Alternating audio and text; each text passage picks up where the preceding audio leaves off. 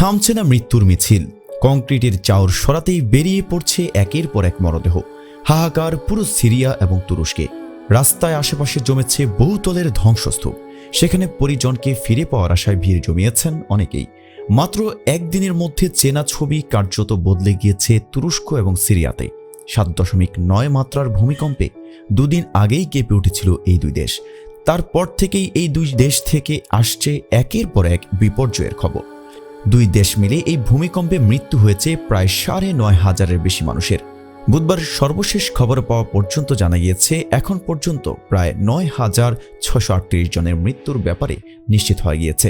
এর মধ্যে তুরস্কে আনুষ্ঠানিকভাবে 7,108 জন মারা যাওয়ার ঘোষণা দেওয়া হয়েছে। অন্যদিকে সিরিয়ায় 2,530 জন মারা গেছে বলে জানানো হয়েছে।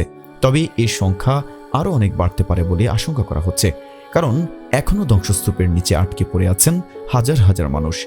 বিশ্ব স্বাস্থ্য সংস্থা জানিয়েছে ভূমিকম্পে মৃত্যুর সংখ্যা 20,000-ও ছাড়িয়ে যেতে পারে। জাতিসংঘের এক কর্মকর্তা জানিয়েছেন ভূমিকম্পে সম্ভবত শিশুই কয়েক হাজার মারা পড়েছে।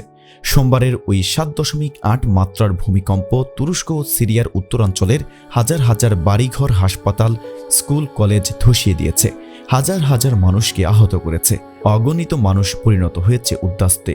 ওই ভূমিকম্পের কয়েক ঘন্টা পরে কাছাকাছি মাত্রার শক্তিশালী আরেকটি কম্পনও দেশটিকে নাড়িয়ে দিয়ে যায়।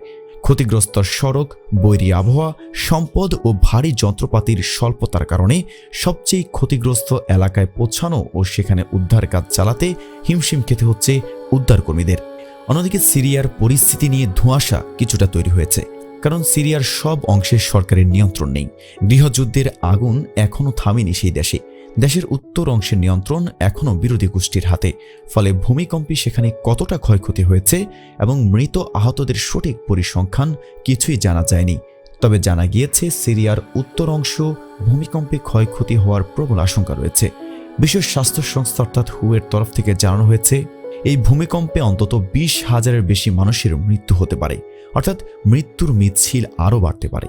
সবথেকে চিন্তার বিষয়, ভূমিকম্পের পরে একের পর এক আফটার শকে কেঁপে উঠছে সিরিয়া এবং তুরস্কের বিস্তীর্ণ এলাকা।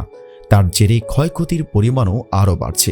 ভূমিকম্প বিশেষজ্ঞরা জানিয়েছেন সোমবার ভূমিকম্পের পরে অন্তত 100টি আফটার শক এসেছে।